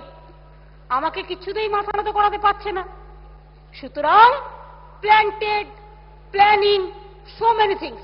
তাতেও আমি বলি অন্যায় যখন করি না আই ডোন্ট কেয়ার, অন্যায় যখন করি না আই ডোন্ট কেয়ার। আর কেন্দ্রীয় সরকার থেকে আমরা ক্ষমতা ছেড়ে চলে আসার পর আপনারা জানেন খুচরো বাজার, আপনারা জানেন গ্যাসের দাম 500 টাকা বাড়িয়ে 50 টাকা কমাচ্ছে। কি নাটক ফর দ্য ইলেকশন ইয়ার। আর ইলেকশন যেই হয়ে যাবে 500 জায়গা আরো 5000 হবে। একবারে সব বাড়িয়ে দিয়ে 1 পয়সা 2 পয়সা যেন ভিক্ষে দিচ্ছে। কত জিনিসের দাম বাড়িয়েছে। এইসব প্রতিবাদ করে যখন মানুষের পক্ষে আমরা স্ট্যান্ড নিয়ে বেরিয়ে এলাম, তারপর থেকে নানা রকম চক্রান্তও চলছে। একটা পয়সা দেয়নি, ভেবেছিল গভর্নমেন্ট চালাতে পারবে না। আমি শুধু আপনাদের কাছে এবার গভর্নমেন্টের 2-1টা অ্যাচিভমেন্ট বলি, না বললে আমি ভুল করব। এটা প্ল্যানিং কমিশনের document, this is not my document. Planning কমিশনে এই ডকুমেন্ট অ্যাকসেপ্টেড হয়েছে। কদিন আগে আমাদের 13-14 প্ল্যান আমরা আলোচনা করতে গেছিলাম, যেখানে আমাকে মারার চেষ্টা হয়েছিল, মেরেও ছিল, ম্যান হ্যান্ডেল করেছিল, অমিত দাকে মেরেছিল। সেটা দেখুন, আপনাদের শুধু কটা ফিগার দিই। West Bengal achieved higher growth then the national average. আপনার গর্ব করতে ইচ্ছা করবে কি করবে না? এত দেনা থাকা সত্ত্বেও আমি আমার সাধারণ ছাত্র যুব ভাই বোনেদের, আমার প্রবীণ নবীন নাগরিকদের বলি, ইন্ডিয়ার জিডিপি গ্রোথ 12-13-এ 4.96% ছিল, অর্থাৎ 4.96। আর ওয়েস্ট বেঙ্গল জিএসডিপি গ্রোথ 2012-13-এ 7.6 হয়েছে। বুঝতে পারছেন তো? National average 4.96 and our growth average is 3.6, কম না বেশি প্ল্যানিং এর ডকুমেন্ট, প্ল্যানিং কমিশনের। ইন্ডিয়াস গ্রোথ ইন এগ্রিকালচার মানে কৃষিকার্যে অ্যান্ড অ্যালাইড সেক্টর 12-13, ইন্ডিয়ার গ্রোথ কত? National average 1.79%। ওয়েস্ট বেঙ্গলের গ্রোথ কত? 2.56, মানে অর্থাৎ 1.79 জায়গায় আমরা 2.56। ইন্ডিয়াস ইন্ডাস্ট্রিয়াল গ্রোথ, কেউ কেউ বললো আমরা নাকি ইন্ডাস্ট্রি করিনি, তো গ্রোথটা কি আকাশ থেকে এলো? ইন্ডিয়ার গ্রোথ কত? 3.12%, ভারতবর্ষের ন্যাশনাল অ্যাভারেজ গ্রোথ। আর বেঙ্গলের গ্রোথ কত? 6.24, অর্থাৎ ডবল। সার্ভিস সেক্টর, ইন্ডিয়ার সার্ভিস সেক্টর গ্রোথ রেট 12-13 কত? 6.59%। আমার বেঙ্গলে কত? 9.48%। 6-এর জায়গায় 9 করে দিয়েছি, তাতেও চিৎকার করছে। টাকা নেই, পয়সা নেই, ঢাল নেই, তরোয়াল নেই। নিধিরাম সর্দার হয়ে বসিয়ে রেখে গেছে আমায়। মানুষের জন্য সকাল থেকে রাত ভূতের মতো খাটি, না শনিবার, না রবিবার, না পুজোর দিন, না ছুটির দিন। কাজ করতে করতে 3 দিনে পালিয়ে এসেছি নার্সিংহোম থেকে 4 দিনে। কেন? আমি না থাকলে কাজগুলো আটকে যাবে। এদের কাজ হচ্ছে রোজ মিথ্যে মিথ্যে করে ইস্যু করো, যাতে ডেভেলপমেন্টের কাজও করতে না পারে। আমি আইনও করেছি, অ্যাডমিনিস্ট্রেশনে মিটিংও করছি রেগুলার। জেনে রাখুন, West Bengal growth of revenue hit করেছে কত জানেন? 30%। আমি রেভিনিউ করেছি, আর্নিং 30%। দেখান আমায়। আমাদের এখানে জনসংখ্যা বেশি, জমি কম, কাজ হয়নি 35 বছর। হ্যাঁ, লক্ষ লক্ষ কোটি টাকার দেনা, 25,000 কোটি টাকা আমাকে দেনা শোধ করতে হয়। পয়সা থাকে না ঘরে খাবার। আজ পর্যন্ত কারো মাইনে বন্ধ হয়েছে? আর এছাড়াও জেনে রাখবেন, আমরা যখন গভর্নমেন্টে এসেছিলাম রেভিনিউ কালেকশন হতো 21,000 কোটি টাকা, আমাদের গভর্নমেন্ট এসে করেছে 32,000 কোটি টাকা, অর্থাৎ প্রায় 32,000 কোটি টাকা, অর্থাৎ 11,000 কোটি টাকা আমরা বেশি করেছি এই পরিস্থিতির মধ্যে। আর তাছাড়াও জেনে রাখবেন, আমরা ডেভেলপমেন্টের ব্যাপারে এত ফাইন্যান্সিয়াল ক্রাইসিস থাকা সত্ত্বেও আমরা কত বেশি করেছি ইনভেস্টমেন্ট? 32.30%। মনে রাখবেন, ডেভেলপমেন্টে যা করেছি আমার এত বেশি হয়েছে, এবং 25,000 কোটি টাকা শোধ করে, আর 100 দিনের কাজ। খুশি হবেন শুনে, গভর্নমেন্ট অফ ইন্ডিয়াতে খরচা করার ব্যাপারে আমরা 1 নম্বরে চলে এসেছি। কোথায় ছিলাম? কোথাও 12, কোথাও 15, কোথাও 16, কোথাও 20, কোথায় নো হোয়ার। 20 মে হবে আমাদের 2 বছর পূর্ণ মানুষের আশীর্বাদে, শুভেচ্ছায়, যেদিন আমরা শপথ নিয়েছিলাম। এখনো 20 দিন, এখনো 14-15 দিন বাকি আছে। 100 দিনের কাজের খরচায় ইন্ডিয়াতে we are number 1। Please remember CPM. অর্থাৎ একটা গভর্নমেন্ট কাজের নিরিখে প্রমাণ করে দিয়েছে, what Bengal things today, India things tomorrow. আমরা করে ছাড়বো, আমরা করে দেখাবো। কাজ করাটাই আমাদের কাজ। যারা কিছু করে না, বড় বড় ভাষণ, আর বাংলায় সংস্কৃতি থেকে অর্থনীতিতে যারা ধস নামিয়ে গেছেন, তারা আজকে কৈফিয়ত চাইছেন। আগে ফিরিয়ে দিন, ফিরিয়ে দিন আমার বাংলার সংস্কৃতিকে, ফিরিয়ে দিন বাংলার ঐতিহ্যকে, ফিরিয়ে দিন সভ্যতাকে। কেন গেছিলাম মান্নাদের কাছে ছুটে জানেন? সম্মান জানাইনি কোনোদিনও। ছুটে গিয়েছিলাম মান্নাদার পায়ে ধরে, বিবেকের দংশন হচ্ছিল যে বলি, কোনোদিন আপনারা সম্মান পাননি, আমি তাই বেঙ্গলে নয়, আপনি আসতে পারেননি, আমি বেঙ্গালুরুতে ছুটে এসেছি। কে সম্মান পেয়েছিল? দ্বিজেন্দা থেকে শুরু করে, শৈলেন মান্না থেকে শুরু করে, তুলসীদাস বলরাম থেকে শুরু করে, ক্লডিয়াস থেকে শুরু করে, সন্ধ্যা মুখার্জি থেকে শুরু করে, সন্ধ্যা রায় থেকে শুরু করে, কে পেয়েছিল সম্মান? কে পেয়েছিল সম্মান আমায় বলুন। আমরা তো মানুষকে সম্মান দিতে দিতে এই জায়গাটা এসছি। জানি না কালের কি অমোঘ বিধান। রবীন্দ্রনাথ ঠাকুরের যখন 150 বর্ষ হচ্ছে, সেই সময়টা আমরা এলাম। তাই রবীন্দ্র নজরুল আজকে বাংলার ঘরে ঘরে পৌঁছে গেছে। স্বামী বিবেকানন্দ তার ১৫০ বর্ষে এই দেখুন এলাম, কি বলবো, বলতে পারেন ক্লিক করে গেছে বাংলার ইতিহাস, সংস্কৃতি, সভ্যতা একসাথে। তাই আমরা এসে ১৫০ বর্ষ করলাম, বিশ্ব যুব উৎসব করলাম। দ্বিজেন্দ্রলাল রায় ধনধান্যে স্টেডিয়াম করছে, আর একটা সায়েন্স সিটির মতো সায়েন্স সিটি হচ্ছে আলিপুরে, ধনধান্যে সম্মান দিয়ে। এই রকম কে সম্মান পেয়েছিল? সত্যজিৎ রায়ের আজকে জন্মদিন। আমি এরপর এখান থেকে সত্যজিৎ রায়ের বাড়িতে যাব তার স্ত্রীর সাথে দেখা করবার জন্য। সন্দীপ লীলারা আজকে আমার কাছে এসেছিল, আমরা রাইটার্সে করি এগুলো যতটা পারি। ঋত্বিক ঘটক, তার নামে আমি করেছি নার্সিং কলেজ, আমরা তার নামে এটা স্টুডিও করার চেষ্টা করব, করেছে। তপন সিনহা, তার নামে মাঝরাটে তার নামে হসপিটাল টালিগঞ্জে আমি করেছি যখন রেল মিনিস্টার ছিলাম। সত্যজিৎ রায়ের নামে ইন্টারন্যাশনাল স্টেডিয়াম, বেহালায় 99% কাজ হয়ে গেছে, যে কোনো দিন উদ্বোধন হবে। বন্ধু মনে রাখবেন, সলিল চৌধুরী থেকে শুরু করে, রুমা গুহ ঠাকুর থেকে শুরু করে, সবিতা চৌধুরী থেকে শুরু করে, এমনকি সৌমিত্র চট্টোপাধ্যায়কেও সম্মান দিয়েছি। মহানায়ক উত্তম কুমারের মৃত্যু দিবসও কোনোদিনও পালন করতো না, তাও করেছি। রামকৃষ্ণ পরমহংস দামের নামে একটা রাস্তাও ছিল না, সেটাও আমরা কাশীপুর উদ্যান আমরা করে দিয়েছি। সারদা মা, রামকৃষ্ণ মিশন থেকে শুরু করে, প্রণবানন্দজি ভারত সেবাশ্রম থেকে শুরু করে, সন্ধ্যাদি থেকে শুরু করে, দ্বিজেন্দা থেকে শুরু করে, সন্ধ্যা রায় থেকে শুরু করে, মিঠুন থেকে শুরু করে, কে নেই লিস্টে? আজকে সবাই সসম্মানে গর্ব করে বলছে, বাংলার মাটি বাংলার জল, বাংলার বায়ু বাংলার ফল, পুণ্য হোক হে ভগবান। নজরুল ইসলাম, তার নামে ইউনিভার্সিটি করে দিচ্ছি। অলরেডি ভাইস চ্যান্সেলর অ্যাপয়েন্টেড হয়ে গেছে, জুলাই থেকে কাজ শুরু হবে। কোথায়? তার জন্মস্থান চুরুলিয়ায়, আসানসোলে বাংলায় হচ্ছে। 34 বছরে সিপিএম একটা ইউনিভার্সিটি করেছিল, একটা, অনলি ওয়ান।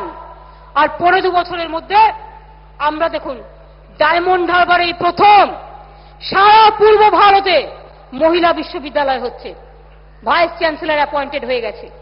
শুধু করছি তাই নয়, আসানসোলে চুরুলিয়ায় নজরুল ইসলামের জন্ম ভিটে, লজ্জা করে না এদের, কথা বলে আবার।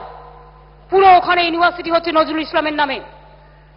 পঞ্চানন বর্মা রাজবংশী সম্প্রদায়ের খুব বিখ্যাত মানুষ ছিলেন, অবহেলিত উত্তরবঙ্গের, তার নামে ইউনিভার্সিটি হচ্ছে। এছাড়াও আরো অনেকগুলো ইউনিভার্সিটি হচ্ছে। আমি আপনাদের বলে যাই, মাইনরিটিস জানেন, সাচ্চার কমিটির কথা শুনেছেন আপনারা সকলে। জাস্টিস সাচ্চারকে একটা কমিটি করেছিল for all over the country. তাদের একটা রেকমেন্ডেশন আমি প্রথমে এসে ধরেছিলাম, কয়েকদিনের মধ্যে বই বেরিয়ে যাবে, দেখতে পাবেন। যা বলেছিল সাচ্চার, তার 99% কাজ আমাদের যার দায়িত্ব ছিল সব করে দিয়েছি। এই 3 বছর আমি কি করবো বলতে পারেন? আমি ডেভেলপমেন্ট করবো ফর ফিউচার, আর চাকরি বাড়াবো। টাকা নেই, নাহলে আমি এক্ষুনি 10 লাখ ছেলে মেয়েদের নিতে পারি, মাইনে দেওয়ার টাকা নেই। তা সত্ত্বেও তো করছি, লড়ে যাচ্ছি, যুঝে যাচ্ছি। আর ব্রেন যদি আমার ঠিক থাকে, ওই মরুভূমি যদি না হয়, মানুষ থাকে, আমি বাংলার ছেলে মেয়েদের দাঁড় করিয়ে দিয়ে যাব, এটা মাথায় রাখবেন। এর মধ্যে 3 লক্ষ চাকরি গভর্নমেন্ট থেকে দেওয়া হচ্ছে। রিসেন্টলি আরো 1,30,000 সিভিক ভলেন্টিয়ার্স পুলিশে নেওয়া হবে। 5টা পুলিশ কমিশনারেট হয়েছে, 1 লক্ষ প্রায় টিচার নেওয়া হচ্ছে, আরো নেওয়া হবে। আমি প্রফেসর থেকে শুরু করে, টিচার থেকে শুরু করে, ছাত্র যৌবন থেকে করে আমি করে দিয়ে যাব। 1.5-2 বছরে 10,000 বেড বাড়িয়েছি হাসপাতালের। সিপিএম এর আমলে একটাও এসএনসিউ মানে মাদার চাইল্ড হাব ছিল না, অলরেডি 26টা না 30টা আমরা করেছি। এসএনসিউ ইউনিট সিপিএম এর আমলে কটা ছিল? 6টা। আর আমি মাত্র এই 1.5-2 বছরে করেছি 32টা, হয়ে যাবে আরো 50টা এই বছরেই। ফেয়ার প্রাইস সব 67% সুযোগ পাচ্ছে সাধারণ মানুষ ওষুধ কিনতে, জেনারিক মেডিসিন। অলরেডি 35-36টা দোকান চালু হয়ে গেছে, আমরা আরো অনেকগুলো দোকান করব। এরপর আমি করব ফেয়ার প্রাইস ডায়াগনস্টিক সেন্টার, ওটা হচ্ছে 50টা করবো, জায়গা দেখেছি 51টা। ধরুন ব্লাড টেস্ট থেকে শুরু করে, এমআরআই থেকে শুরু করে, কিডনি টেস্ট থেকে শুরু করে, এই যে সমস্ত আপনার ইজি থেকে শুরু করে, ইসিজি থেকে শুরু করে, অনেক টাকা নেয়, কোথায় পাবে সাধারণ মানুষ? তাই ফেয়ার প্রাইস ডায়াগনস্টিক সেন্টার করব, যেখানে 40 থেকে 50% লোক অ্যাডভান্টেজ পায়, কম পয়সা করতে পারে। মানুষ ওষুধ কিনতে পারে না, ন্যায্য মূল্যের ওষুধের দোকান। আপনারা নাকি খুব গরিবের বন্ধু, হ্যাপস আর হ্যাভ নটস এর কথা বলতেন। তো কোথায়? প্রতারকদের বিরুদ্ধে একটা আইন করতে পারেননি। কই হ্যাভ নটসদের জন্য একটা ফেয়ার প্রাইস সব করতে পেরেছিলেন? একটাও বাড়াতে পেরেছিলেন? আমরা তো বাংলায় 35টা মাল্টি সুপার নতুন হাসপাতাল করবো এই 2-3 বছরে। চ্যালেঞ্জ করুন কাজে, পাচ্ছে না কি করবে? তাই উল্টো পাল্টা কাসুন্দিটা তৈরি করতেও জানতে হয়, জানে না। কাসুন্দি করতে কত কষ্ট হয় বলুন তো, মায়েরা যারা তৈরি করে। শুক্তো এমনি এমনি তৈরি হয়, লাবড়া এমনি এমনি তৈরি হয়, অনেক তরকারি কেটে দিতে হয়, ঠিক মতো নুন মিষ্টি মশলা দিতে হয়, কিছু না করেই কুৎসা। যারা যত বেশি কুৎসা করে না তাদের আমি বলি, এই যে কয়েকটা বললাম, আর একটা বলি জল ভরো জল ধরো, ইটস এ নিউ কনসেপ্ট। গরমকালে লোকে জল পায় না, আমি জলটা ধরে রাখবো পুকুর কেটে। আমার ম্যানিফেস্টোই ছিল তৃণমূল কংগ্রেসের, আমি ওটা মিলিয়ে মিলিয়ে দেখি। যখন আমাকে অমিতদা বলল লিখুন 50,000 5 বছরে, আমি ভাবলাম যে মানুষকে চিট করছি না তো? মানুষ যদি আমার কোয়েশ্চেন করে তুমি করতে পারলে না? খুব ভয় ছিলাম, বিশ্বাস করুন। আমি সব ফ্র্যাঙ্কলি বলে দিই, আপনি জানেন আপনারা 1.5 বছরে আমরা 51,000 পুকুর কেটে দিয়েছি। 5 বছরের কাজ 1.5 বছরে করে দিয়েছি। কাদের সাথে কম্পিটিশনে? মিথ্যে কথা আর কুৎসা। আমি তাদের বলি, আমি খেলোয়াড় নই, কিন্তু আমি মাথা উঁচু করে চলার লোক। আমি স্বামীজির আদর্শে অনুপ্রাণিত, আমি রবীন্দ্র নজরুলের আদর্শে আমি উজ্জীবিত, আমি নেতাজির আদর্শে আমার জীবন চমকায়। আর আমাকে কেউ ধমকালে আমি বলি, যত গর্জে তত বর্ষে না। আপনি আমায় বল মারবেন, আমি অবমাননাকারী করব।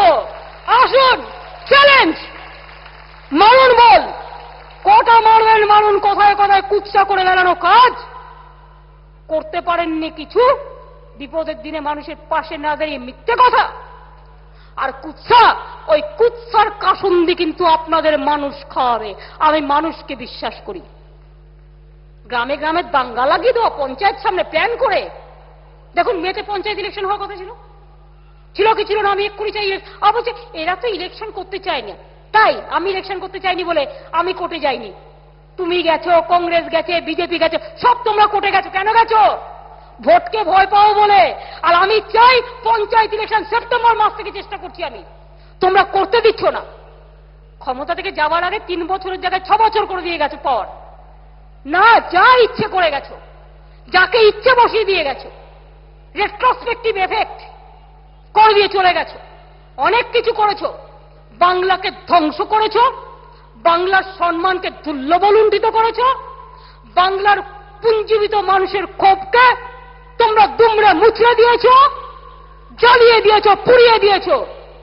সাধারণ মানুষ দেখুন না, মল্লিক বাজার থেকে মৌলালি কটা সিপিএম এর বাড়ি, কত গাড়ি, কত টাকা, কত হাজার টাকা, কত ভ্যালুয়েশন, খেতে পেত না। হারে একটা বিড়ি দিনে 3 বার টানত, খেতে পেত না। এখনো কি গরিব, খেতে পেত না।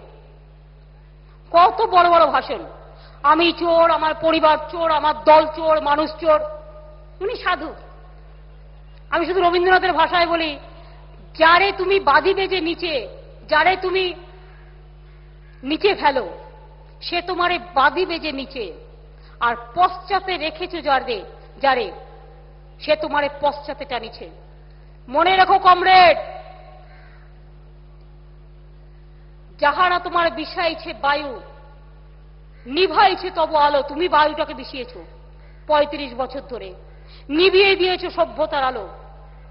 আমি রবীন্দ্রনাথ ঠাকুরের ভাষায় বলি, তুমি কি তাদের ক্ষমা করিয়াছ?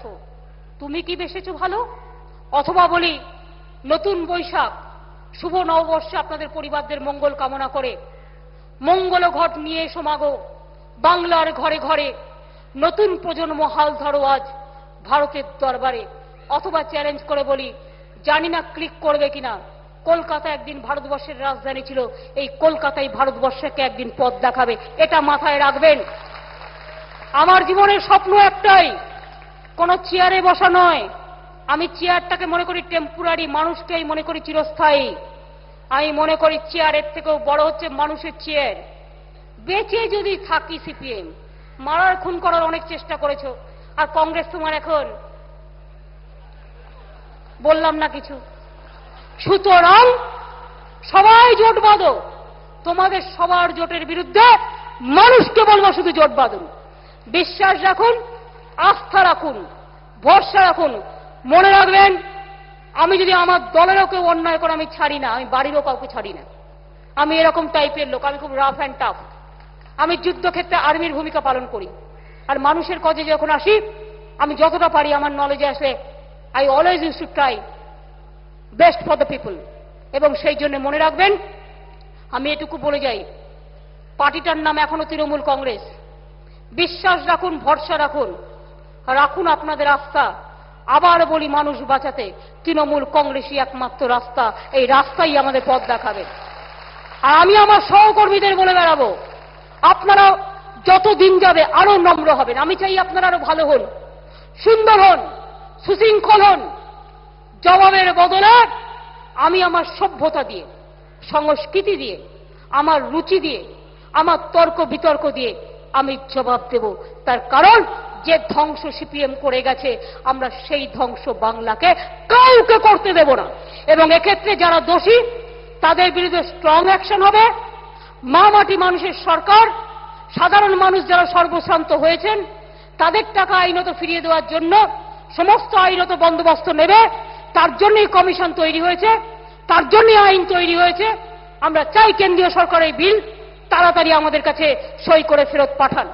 আর এর সাথে সাথে বলি, ওদের কোনো কাজ নেই, কর্ম নেই, ও রোজ একটা করে ইস্যু বের করবে আর মিথ্যে কথা বলে বাজার গরম করবে। আর চ্যানেলগুলো যদি ওই ইস্যু না পায়, কিছু কিছু না তৈরি করে, তাদের লোক টিভি দেখবে কেন? আমি তো এখন আর এসব নিউজের টিভি দেখি না, আমি একটু কম দেখি, তাতে গান শোনা ভালো। এসব দেখলেই মাথা খারাপ হয়েছে, সারাক্ষণ রক্ত, সারাক্ষণ খুন, সারাক্ষণ দর্শন, সারাক্ষণ নির্যাতন। সঠিক নিউজটা তুলে নেবেন। মনে রাখবেন, আগে মিডিয়া হাউস ছিল অনলি ফর মিডিয়া, আর এখন মিডিয়া হাউসে অনেকেই ঢুকে পড়েছে। কাজেই মনে রাখবেন, বিজ্ঞাপনের বিজ্ঞাপন যেন আমরা না হই। এটা বিজ্ঞাপনের যুগ, তাদের ব্যবসা তাদের করতে দিন।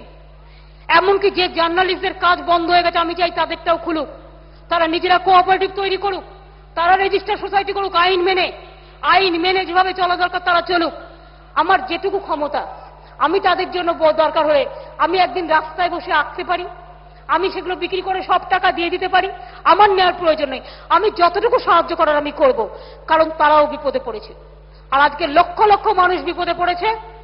এই মানুষদের পাশে পশ্চিমবঙ্গে মা মাটি মানুষ আছে। মা মাটি মানুষের যে রাজনৈতিক দল এবং সরকার, যেহেতু দুটোই আমি দেখি, আমরা ছিলাম, আমরা আছি, আমরা থাকব, গর্বের সাথে বাঁচব। তাই কিছু ডকুমেন্ট আপনাদের দেখিয়ে গেলাম, আগামী দিন আবার দেখাবো। দেখলেন তো, ঝড় এসেও এলো না, বৃষ্টি কিছুক্ষণের জন্য এসেও এলো না। মনে রাখবেন, ঈশ্বর ও আল্লাহ তেরে নাম, সবকো সুমতি দে ভগবান। আমার ঈশ্বরই বলুন, আল্লাহই বলুন, প্রাণের মানুষ চেয়েছিলেন মানুষ এগুলো জানতে পারুক। আমি আমার কোমরে চোট থাকা সত্ত্বেও প্রায় অনেকক্ষণ টাইম নিয়েছি, অ্যাবাউট 1 আওয়ার। সুতরাং কোমরে যন্ত্রণা করছে, কোমরটা চোট নিয়ে এখনো আমাকে থেরাপি নিতে হয়। তা সত্ত্বেও আমি ওকে, কিন্তু তা সত্ত্বেও আমি কিন্তু এতক্ষণ দাঁড়িয়ে করছি, তো প্রেশার পরে পায়ে আর কোমরে। তা সত্ত্বেও আমি করলাম। আমি আগামী পরশুদিন পানিহাটি যাব। এবং মনে রাখবেন, বিশ্বাস করবেন, আমার দ্বারা আপনাদের কোনো অন্যায় হবে না। আমি আমাকে গ্যারান্টি দিয়ে গেলাম আপনাদের কাছে, আর তো কিছু বলতে পারবো না। আর বলবার অত অধিকার কোথায় আছে? আমি খুব সামান্য মানুষ, সোনার চামচ নিয়ে জন্মগ্রহণ করিনি। তাই আমার বিরুদ্ধে যারা সোনার চামচের অনেক কিছু আছে, এসব আপনারা বুঝবেন না, অনেকেই না বললে আমিও বলতে চাই না, তারা এসব বলবে। মনে রাখবেন, আমি যতদিন বেঁচে আছি, যতদিন থাকবো আপনাদের সাথে বা আমার দল থাকবে, আমি তৈরি করছি আমার দলকে সেইভাবে। সিপিএম যদি ভাবেন আমাকে খুন করে দিলেন আর কংগ্রেস দল উঠে যাবে, উঠবে না। আমি তৈরিও করছি, মাথায় রাখবেন, তৈরিও করছি। মনে রাখবেন, আমার দ্বারা কোনো অন্যায় হবে না, আর আমাদের দ্বারাও যাতে কোনো অন্যায় না হয়, আমরা অলওয়েজ পাহারাদারের মতো কাজ করি। যদি কোথাও কেউ ইন্ডিভিজুয়াল কোনো অন্যায় করে কমপ্লেন করলে আমরা চেষ্টা করি ইনভেস্টিগেশন করে তার বিরুদ্ধে অ্যাকশন নিয়ে। আপনারা দেখেছেন আমাদের কাউন্সিলর মুন্নাকে আমরা অ্যারেস্ট করিয়ে দিয়েছি। আপনারা দেখেছেন আমাদের কাউন্সিলর সম্রাট কাউকে অ্যারেস্ট করে দিয়েছি। যে কেসে আমাদের দিল্লিতে অ্যাটাক করলো সঙ্গে সঙ্গে জামিন পেয়ে গেল। আর এই একই কেসে আরাবুল কিন্তু সেদিন মারেনি। আরাবুলের মিটিংয়ে গিয়েছিলেন রেজ্জাক সাহেব, আরাবুল কিন্তু ওদের মিটিংয়ে যায়নি। যেমন আমি মিটিং করছি, আমার মিটিংয়ে এসে হামলা করলো। 42 দিন জেলে ছিল। মাথায় রাখবেন আমার দলের কর্মী আরাবুল, আমি চাই ও শান্ত সংযত ভালো হোক। 42 দিন জেলে ছিল। আমি আমার কর্মীদের বিরুদ্ধে আমি অনেক শাস্তি দিয়েছি, কিন্তু আপনাদের আমি টাচ করিনি। কিন্তু আইনে যদি আপনারা ধরা পড়েন, আমি আইন হাতে নেব না, আইন আইনের পথে চলবে।